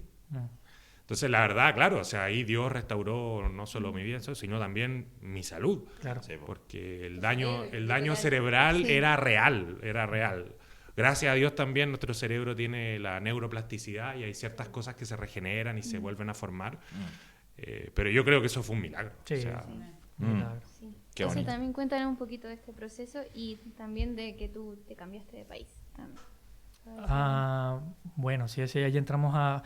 Yo creo que, las consecuencias que deja nuestro pasado, sobre todo en mi caso, veo muchos que nosotros nos convertimos, al menos yo que me convertí tipo 25, 26 años, todavía estoy tratando con ellas. O sea, hay muchas que ya gracias a Dios resolvió, que tal vez entrar en detalle va a ser muy largo.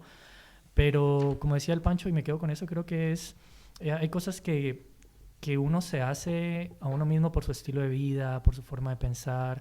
El cerebro, ustedes saben, los que estudian salud, neurociencia, cómo se va generando tu forma de pensar, de cómo reaccionas frente a muchas situaciones, a partir de lo que has vivido desde que eres joven. Entonces, en eso Dios para mí ha sido infinitamente misericordioso, como les decía. Por ejemplo, mi suegro, que les decía el tema de que fue mi primera figura paterna, llegó a los 28 años, cuando yo llegué acá a Chile, por ejemplo. Entonces, las consecuencias inmediatas, como les digo, para mí no fueron, como digamos, significativas lo que haya pasado, sino que sí empezó a haber un cambio, que yo creo que viene en lo que vamos a ver más adelante, pero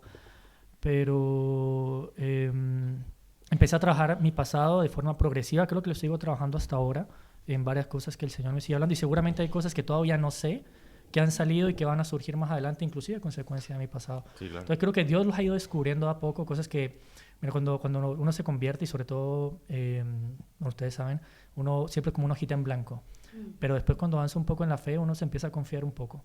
y empieza a creer de que no tiene problemas, ¿cachai? Como el cuaderno del colegio, primer día de marzo. Como dice Poto José Miguel, parto ordenadito, Yo Claro. todos los con años subrayado. hacía Y con los años, estando ya convertido, yo me he dado cuenta que igual hay muchas cosas todavía que vienen de mi pasado. El tema mismo de lidiar con la soledad que decían ustedes ahora, claro, para mí es súper fácil lidiar con la soledad, pero yo sé ahora que no es sano. O sea, no es sano que yo no pueda transmitir mis sentimientos o que cuando me enoje, para mí sea difícil decirlo ahí, me tengo que calmar primero. Tengo un modelo de resolución de conflicto que lo he aprendido de mi suegro, de mi esposa, que lo hace muy bien, pero que no es natural en mí. Entonces son consecuencias con las que todavía estoy Sin duda. viviendo. Entonces, no puedo decir que las he resuelto, pero sí puedo decir que... Y todavía seguramente tengo algunas que el Señor no me ha mostrado, como les decía. Y gracias a Dios, porque yo creo que nadie se puede hacer cargo. Sería muy duro que el Señor nos mostrara la lista de cosas de las que nos tenemos que Claro, hacer al tiro. cargo Todo completo de una. Ya al tiro. Porque como dices Moriríamos tú, de un aneurisma. hay habilidad y procesos que tenemos que vivir para poder resolver otras. Por supuesto. Entonces, Oigan, chiquillos, bueno, ha sido tan bacán todo lo que han contado. Me llego a emocionar, a veces me quedo callado porque es muy heavy pensar todo lo que han vivido. Pienso en mi propia historia, quizás a cada uno de los que nos está escuchando también les debe pasar un poco lo mismo, pensar en sus propias historias, porque yo creo que si hay algo común en todos nosotros es que todos tenemos esta vida marcada por nuestros errores, por nuestro pasado y por tantas cosas que Dios ha podido restaurar. Pues. ¿Hay algo que ustedes recuerdan, chiquillos, que sientan en eso como primeras etapas de cristianos, que sienten que Dios les habló así como de forma clara en eso cuando recién se convirtieron, quizás el primer, segundo año? Algo que ustedes sienten que Dios les habló, que quizás empezó a marcar también su vida, o les dio orientación, dirección. Panchito. Algo que a mí me costó mucho fueron los amigos. Si bien la Cami mencionó heavy. de manera muy acertada que los vínculos son bien superficiales, pero la verdad, yo a mis amigos de esa época, yo los quería y los quiero mucho. Mucho. Sí. Para mí fueron mis amigos. hay lazos. Yo amé como amigo, aunque eran mis compañeros de carrera, la cuestión. Y la verdad, una de las primeras cosas que yo tuve que hacer por el tratamiento, que para mí yo creo que el tratamiento fue una herramienta que puso el Señor para ordenar mi vida y para volver a aprender. Yo así lo tomé desde un principio. Esa quizás fue la primera cosa que fue como entrégate al tratamiento 100%. Y esa fue una de las primeras cosas, tener que cortar esas relaciones de amistad. La verdad que fue súper triste, fue súper duro, fue súper difícil. Me hizo en algunos momentos sentirme solo, pucha, ahora no tengo a nadie, porque todos mis amigos estaban relacionados así, para mí eran mis amigos. Claro. Y eso fue súper difícil, muy complicado, muy doloroso. Pero yo diría una de las primeras cosas que sí el Señor me habló a corregir fue, bueno, primero que todo el tratamiento, entregarse por completo, y los amigos, eso fue duro. Yo oré mucho tiempo para que el Señor me regalara y me diera amigos cristianos. Wow. Que Sí, a mí me gusta mucho tener amigos, Por me pasó supuesto. muy bien. Y bueno, Me aquí hay. imagino, debe haber sido Y muy a nosotros difícil. nos Está el gusta ser milagro. tu amigo. Gracias. ¿Y tú, José, tienes algo que recuerdes, que sientes que Dios como que te habló fuerte en esa época? Sí, bueno, yo me siento a veces copiándole al Pancho, nos parecemos en varias cosas, pero... Si nosotros hacemos un proceso de elección muy bueno para este capítulo, para este podcast. para que el podcast no sea tan largo, entonces... Para no, que digan eso también. sí, hizo igual, punto. Idem. Lo mismo. No, yo creo que sí fue lo primero que sentí que Dios me habló en mi vida fue justamente mis amistades. Yo sentí que obviamente ya me empezaba a incomodar lo que hacía con mis amigos, los quería igual, los amaba, los amo inclusive hasta ahora, les escribo, ellos ya ven mi vida diferente, inclusive algunos dicen, no me creen, o sea, la gente de la empresa, todo conoció mi vida, yo trabajo en la misma empresa, hay muchos en la empresa que no creen muchas veces el cambio que yo tengo y están en su derecho, digamos, o sea, cada quien piensa como sea, pero lo primero yo creo que Dios me habló fue José, mira tu círculo, para mí tal vez fue un poco más difícil en el sentido, no quiero decir que el Pancho no fue difícil, obviamente fue difícil, pero tuvo que ver con la migración a Chile. Yo me di cuenta que todo mi círculo, absolutamente todo, pensaba como yo pensaba antes. Entonces salir de ese círculo lo intenté alrededor de un año y no pude. Y me jalaba de nuevo, y me jalaba de nuevo, y me jalaba de nuevo. Mis mejores amigos, como decía, los amaba, me pasaba algo, soporte, pero no era la ayuda que necesitaba. Mi mamá recién se estaba poniendo igual cristiana, pero tampoco tenía las herramientas. No teníamos una iglesia cerca, o sea, yo no concebía como un tipo de ayuda a eso. Y en medio de todo, yo le pregunté a Dios, le dije, Señor, ¿qué debo hacer? Y el Señor ahí puso en mi corazón migrar. Me dijo, tú tienes que salir de acá. O sea, para tú cambiar tus círculos, no vas a cambiarlos con una iglesia yendo acá, porque tus círculos de cierta forma te van a perseguir, tal vez por toda la relación que tiene con ellos, por la misma empresa. O sea, me tocó inclusive tal vez renunciar a la empresa en ese momento. Y en su momento lo que el Señor me puso en el corazón fue migrar. Y eso fue lo que el primero el Señor me habló. Me dijo, José, si tú quieres cambiar tu vida, tienes que hacer un borrón y cuenta nueva. Y yo le dije, listo, Señor, ¿para dónde? En mi mente siempre salieron dos opciones, que fue Canadá y Australia, a las que yo siempre aporté, digamos, siempre eran como las, por un tema de que uno estudia, obviamente, y dice, ¿cuál es lo mejor lugar para migrar? Listo, Señor, ¿quieres que me vaya? Listo, Canadá o Australia. Y en medio de todo ese proceso resultó venir a Chile por varias cosas que obviamente me extendería mucho por contar, pero Chile fue una opción. Y en eso yo me arrodillé, oré y le dije, Señor, listo, estoy listo para irme. Muéstrame si debo empezar a hacer el curso de inglés para dar el examen que piden para Canadá, que no era muy complicado, o si quieres que primero me vaya a Chile. Me acuerdo que en medio de... Yo no tenía pastor, yo no tenía nadie que me guiara, tenía los cultos los viernes de los jóvenes, que tampoco sabía que podía participar, que había algo más, iba al culto nomás de los jóvenes. Y en medio de eso recuerdo que Dios me habló en Ezequiel 40, en una parte que no comentarles, pero me muestra claramente que tengo que ir al sur. Y yo le dije, Señor, ¿será? Entonces Canadá está al norte, Chile está al sur, me la puso fácil. Entonces yo obviamente ahí no quiero utilizar que la Biblia fue, digamos, pero abrí la palabra, llegué ahí por misericordia del Señor, porque no sabía todavía cómo poderlo escuchar. Claro. En ese momento creo que lo escuché claramente. En ese momento yo siento que yo ya era convertido, pero no sabía nada del bautismo, por ejemplo. No sabía no sabía nada. Yo era cero educado, pero un convertido. Yo creo que por eso Dios me dijo, ¿sabes qué? Aquí hay que sacarte y meterte en un lugar donde te enseñen bien. Y voy a ser textual. Y lo voy a hacer y lo tienes que soportar. Y ya que estás solo y como que no te afecta mucho la soledad, inmigración al tiro. Inmigrar es difícil, para mucha gente es difícil. Yo quiero decir que para mí igual fue difícil, pero tal vez no es tan difícil como para otras personas por lo mismo que les he contado, ¿ya? Eso fue lo primero que me habló el Señor. Me dijo, deja tus amistades, y me dijo cómo dejarlas. Sí. A mí en un momento, a propósito que dijo el José eso de la palabra, yo me acuerdo estábamos acá en una reunión de brújula de ese tiempo. Debo haber estado yo partiendo el tratamiento. Debe haber sido a inicios del 2012. Pero un paréntesis. Cuando tú llegaste a nuestra iglesia acá, Ibeñe, ¿cuánto tiempo ya tú llevabas de este proceso convertido? Porque fue en otra iglesia. Llevaba... Un par de meses, entonces. No. Yo el 2010 empecé. Razón. Sí, ya llevaba, pero desde febrero del 2011 yo ya dejé, o sea, cuando tuve esa recaída que les contaba, yo dejé de ir a la iglesia. Ya no iba ya. Y ahí ya me encontraba, eso sí que era ser muy chanta. Claro. Mucho. Creo que te va a haber ido. Hasta yo tenía... Un poquito de vergüenza me quedaba, sí. Entonces menos mal que no conté mi testimonio entonces hoy día. Y bueno, yo me acuerdo que en una de esas reuniones de brújula que teníamos, cuando las hacíamos en el templo, en ese tiempo, el Señor a mí también me dio una palabra que fue lo que me motivó, yo diría, y lo que encendió el fuego de hacer el tratamiento bien y con pasión, y hacerlo bien, que fue en Juan, que está en 4:11, si no me equivoco, cuando es la muerte de Lázaro, que bueno, tú estuviste en mi graduación y yo lo leí ahí cuando me gradué, que es cuando Jesús dice que esta enfermedad no es para muerte, sino para gloria de Dios. Yo en ese momento estaba desarrollando lo que en el tratamiento se llama la conciencia de enfermedad, de darme cuenta que en verdad que es una enfermedad. Claro. Y cuando leí eso fue por una parte muy impactante, pero por otra muy lindo, de sentir que el Señor verdaderamente me estaba dando otra oportunidad. Qué bonito. Y eso nunca olvido esa palabra de ese momento, porque me acuerdo que me quedé así en blanco un rato y fue como wow. Y por eso el Señor, bueno, Pancho ni yo, sin conocer mucho al Señor, siento que a veces ahorita uno cuando es un poco más lee más la Biblia, bueno, y tiene más comunión con el Señor, a veces como que es más difícil entenderlo a veces. Señor, ¿qué quieres? Y uno ora varias veces.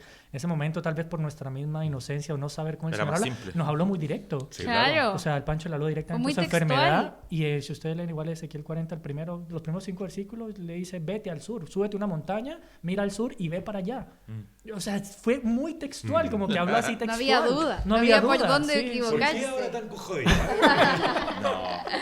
Yo creo que somos nosotros los que nos complejizamos, nos enredamos un poco más. Sí. Oigan, chiquillos, bueno, para ir finalizando ya esta conversación tan interesante. Hoy día ustedes están en otra etapa, los dos están casados con tremendas esposas cristianas, tienen hijos.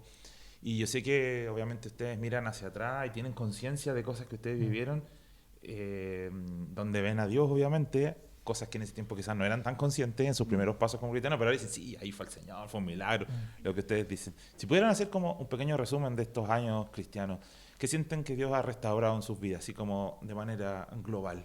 No sé, en su identidad, en sus heridas emocionales, no lo sé. ¿Qué podrían decir así en términos más globales? Primero que todo, al menos en mi caso, es la relación con mi mamá. Una de mis grandes preocupaciones siempre fue cómo poder reparar el daño que yo le había hecho a mi mamá. Porque el daño que yo me había hecho a mí, ya yo lo asumí, oye, como decía, uno camina.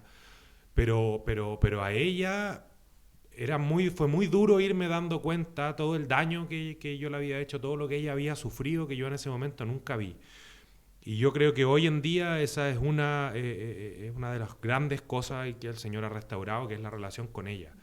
Que ella pueda ser feliz compartiendo conmigo, como que vea lo que siempre soñó que yo podía hacer. Tener una familia, que yo desde chico siempre quise ser papá, siempre quise casarme. Y yo creo que hoy en día poder verla, poder hablar con ella y sentir que sanamos nuestras heridas, que ella sanó las de ella, que sanamos nuestra relación y cómo hoy día podemos vivir juntos, yo creo que es una de las grandes cosas que el Señor restauró en mi vida. Claro. Y otra, bueno, es mi matrimonio. O sea, haber podido iniciar una relación bien, de forma ordenada, conocernos con Vero, respetarnos en nuestras diferencias y llevarnos bien. Los dos muchas veces hemos conversado y decimos, quizás si nos hubiéramos pillado en otro momento, quizás ella dice que no, pero yo creo que sí hubiéramos algo enganchado. Pero siempre decimos quizás en qué hubiéramos terminado. Hubiéramos terminado siendo un desastre. Una implosión. Y que es terrible. Sí, claro. Y yo siento que también eso es algo que el Señor ha restaurado y que me ha regalado. Y mi carácter también. Yo igual, bueno, soy pesado y todo, y jodido. Pero lo dijo él. Yo lo dije, sí, pero yo en verdad, yo era una persona muy hiriente, muy arrogante. Hacía mucho daño a las personas con las que me relacionaba. Y hoy día, más pesado, menos pesado, pero poder tener relaciones igual sanas, de amistad, conocer, que me conozcan, sin miedo, sin vergüenza, tal como soy, para mí es algo súper importante. Sí, claro. Bueno, y decir además que tu mamá llegó al Señor también a través tuyo, que fue algo maravilloso, creo yo, algo muy bonito, que la Nani, de otra manera, fue esta añadidura, podríamos decir, de gracia a Dios. Y tú, José, cuéntanos también, así como en términos globales, general, ¿qué sientes que ha restaurado el Señor en tu vida? Igual que el Pancho, varias cosas. Tal vez una que se me viene primero a la cabeza es cuando ya recién venía aquí a la iglesia, los primeros cultos y todo, el Señor me habló primero de pedir perdón a las personas que de cierta forma tenía odio en mi corazón. Hubieron dos personas en Colombia que de cierta forma hicieron mucho daño, dos fueron grandes amigos míos.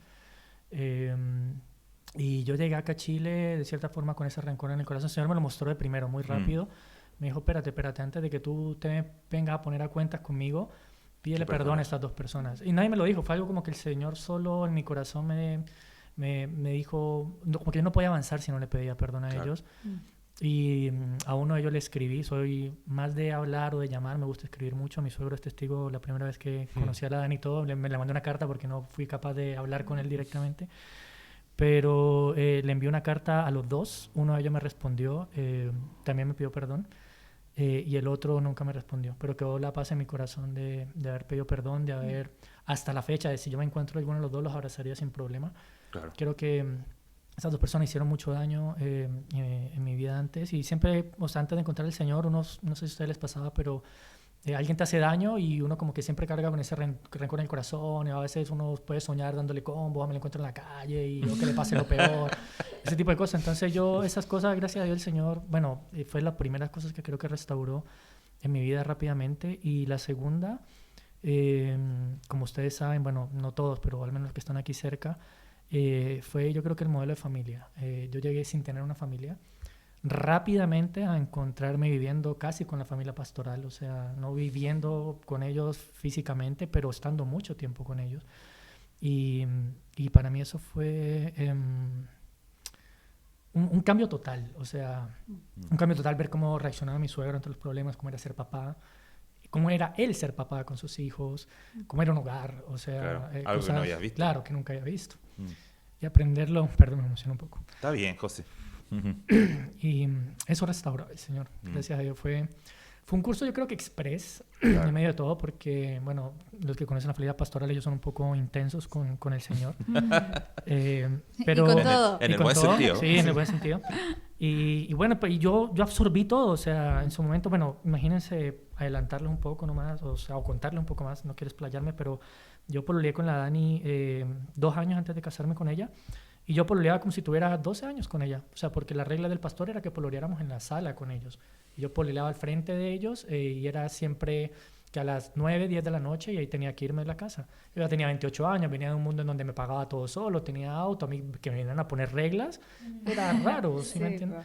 Pero yo lo vi como un sometimiento y lo vi como un aprendizaje muy bonito. De todo lo que no aprendiste en tu época. Y fue un curso, pero así express. Entonces, hasta la fecha, o sea, hasta la fecha yo agradezco mucho eso.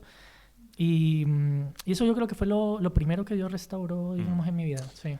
Gracias. Sí. Chiquillo, y por último, para ir finalizando, yo sé que muchas de las personas que nos están escuchando puede ser que se sientan que están viviendo una etapa muy similar a la que ustedes vivieron hace años atrás. Parte de la gente que llega a nuestra iglesia están algunos en una búsqueda de Dios, otros a lo mejor ni siquiera con ganas de ir a una iglesia, pero en esa misma como necesidad que ustedes en un momento tuvieron de hacer un cambio, un ajuste, teniendo pequeños atisbos, ¿cierto? De una luz que empieza a aparecer en algún momento y que uno dice, no, tengo que cambiar, tengo que salir de aquí, pero que están muy atrapados todavía por lo que les toca vivir. ¿Qué consejo podrían dar ustedes a una persona que está precisamente en esa lucha, en esa batalla, de querer cambiar, de querer quizás acercarse a Dios, pero sentirse aún muy, muy atrapado por lo que vive? Yo creo que lo primero es reconocer de repente que las cosas no están bien. El pastor José Miguel siempre pone el ejemplo cuando uno apaga la luz y se va a quedar dormido, que ese es el momento real, y yo hago memoria y esos fueron momentos reales que a mí me pasaron donde yo sentí que las cosas no estaban bien y había que cambiar. Yo creo que partir por ahí y reconocer y querer cambiar y entregarse al cambio. No sin miedo, porque es difícil, es duro, es doloroso, es un camino solo de ida, siento yo, porque una vez que uno ya comienza eso ya no hay vuelta atrás. Y algo que a mí me enseñaron en el tratamiento es como una frase, pero como ejercicio mental sirve. Siempre nos decían, si sabes lo que tienes que hacer y aún así no lo haces, estás peor que antes. Wow, qué potente. Sí, yo creo que quizás si alguien está ahí como que sabe lo que tiene que hacer, pero no sé, no quiere, si eso es así, estás peor que antes. Y yo que he estado súper mal, me siento con la propiedad para poder decirle, estáis peor que antes. Claro. A ver, a mí también me ha pasado y durante este proceso, no es que no me paro aquí como ya todo resuelto, también me ha pasado. Hay cosas que el Señor ha querido trabajar en mí, que me he negado y no he querido, y he peleado y he batallado, sí. Pero me ha llevado a veces a pensar eso, y ha traído ese pensamiento del Espíritu de nuevo a mi mente. Si ya el Señor te ha hablado esto, te ha mostrado, tienes que hacerlo. O sea, si no lo haces, es como doble consecuencia. Y bueno, y en la palabra hay una mención similar a esto, ¿verdad? Sí. Al que le sabe Hacer lo bueno, no hacer- lo hace. Exacto. Sí. O sea, deja de ser más que una frase cliché para cuando uno ya conoce al Señor. Pero yo creo que entregarse. Lo que viene después es mucho mejor. Es mucho mejor. Y no creer que va a ser algo como mágico que va a eliminar todo lo malo. Claro. No generar esa ilusión. No, también nosotros teníamos un lema que repetíamos al principio y al final de cada terapia. En una parte dice que conocerse a sí mismo no como el gigante de sus sueños. Y muchas veces cuando uno está en estos procesos de cambio, uno tiene una concepción propia de como si uno fuera como un gigante y supiera o fuera tan así. Pero a veces lo contrario. No como el gigante de sus sueños ni el fantasma de sus miedos, dice lo que nosotros leemos. Entonces, que venzan a esos fantasmas, a esos miedos, que no se crean el cuento del gigante y que se entreguen al cambio. ¿Va a haber consecuencias? Sí, quizás algunas van a ser duras, difíciles, quizás habrá algunas que van a estar para toda la vida, como por ejemplo en mi caso, pero eso no significa que lo que viene puede tener una tremenda alegría, una tremenda bendición y que finalmente va a poder ser feliz. Que yo creo que eso es lo que está ahí esperándonos y es lo que el Señor quiere cuando te invita a cambiar. Él quiere que seamos felices. Amén. Así es. Y yo le invitaría a pensar en eso, a decir, el Señor quiere que seas feliz. Sí, va a ser jodido, va a ser difícil, va a ser doloroso, quizás vamos a llorar, pero vamos a ser felices. Qué bonito. José, tus palabras finales. Bueno, yo lo tomo consejo a los oyentes en el sentido de tal vez aconsejar a la gente que ha pasado por lo mismo que he pasado yo. Tal vez he pasado cosas que todavía no he vivido. No he pasado por cosas todavía en las cuales no podría aconsejar. O sea, por ejemplo, en la muerte, bueno, mi padre murió, pero no era muy cercano, la muerte de una madre. Esas cosas no podría aconsejar. Lo que podría aconsejar es tal vez a los jóvenes, adolescentes, los jóvenes como nosotros, tal vez, sintiéndonos jóvenes, digamos, perdón. A un joven. A un joven. Es que chicos jóvenes o adolescentes o jóvenes adultos que no están cercanos al Señor, uno muchas veces hace cosas de las que uno oculta por miedo a ser juzgados a los papás, a los mismos amigos, o bueno, más que todas las personas que nos pueden ayudar. Yo creo que eso es importante, decirles que no esperen, no esperen a ¿cómo se llama? No dejen de pecar para acercarse a Dios, sino que acérquense a Dios para dejar de pecar. ¿Sí me entiendes? Porque hay personas, está el pastor, yo sé que los que escuchan este podcast la mayoría son del contexto de la iglesia, los jóvenes que están en la iglesia, si alguno está pasando por una situación similar, que esto es relativamente normal en la juventud, hay gente que los puede guiar, hay gente que los puede ayudar, hay gente que ha pasado por esto, por eso inclusive hacemos estos ejercicios, estos podcasts, personas con las que pueden hablar de ciertas situaciones y creo que ese sería mi consejo a los oyentes. Primero, tratar de buscar ayuda, buena ayuda, obviamente, ojalá en el marco de la iglesia. Dar testimonio, obviamente, yo doy testimonio de que la ayuda que he recibido de la iglesia siempre ha sido una ayuda honesta, con amor, con privacidad inclusive. Y esas cosas, yo les invitaría, bueno, a los jóvenes, a los que estén escuchando, a tratarlo siempre, tener un grupo de apoyo, siempre hablar con los pastores de la iglesia, con las personas líderes de la iglesia que puedan guiarlos y básicamente acercarse a Dios. Acérquense a Dios, o sea, acérquense a Dios. Uno se acerca a Dios, de a poco se va a ir alejando de las cosas, de a poco. Y si uno se aleja de Dios, de a poco se va a ir acercando a las otras cosas. Entonces, eso les daría consejo. Gracias, José. Gracias. Chiquillos, estamos muy felices de que hayan estado con nosotros. Gracias por contarnos parte de su testimonio. Yo sé que cuesta sintetizar todo en un tiempo reducido como este podcast, pero es maravilloso cómo Dios los ha encontrado y cómo ustedes se han encontrado con Dios. De ahí el nombre de nuestro podcast del día de hoy, que es La Oveja Encontrada. Este Dios de amor que ha salido al rescate de muchos y que muchos a lo mejor no están escuchando, y por eso el consejo final, que se sienten precisamente así. Y recuerden, no es uno el que encuentra a Dios, es Dios el que nos encuentra a nosotros. Es Jesús el que va en búsqueda de nosotros, los que estamos ahí perdidos. Qué maravilloso saber eso, y qué maravilloso recordarlo de este Dios de amor. Chiquillos, muchas gracias. Dios les bendiga, de verdad, en ustedes, en su vida, en su futuro, y en lo que ustedes también pueden sembrar en otros. Dos líderes también de nuestra iglesia participan, trabajan acá, y qué maravilloso es repasar a veces un poquito en el pasado para mirar lo que Dios ha hecho en nuestras vidas. Así que Dios les bendiga y estamos muy contentos. Con estas últimas palabras nos despedimos, queridos amigos, en este capítulo número 3 de nuestra segunda temporada, Oveja Encontrada. Nos despedimos. Esto fue Vida de Oveja. Que estén muy bien. Chao, chao. Chao. Despídanse a la cámara, por favor. Eso. Saludos.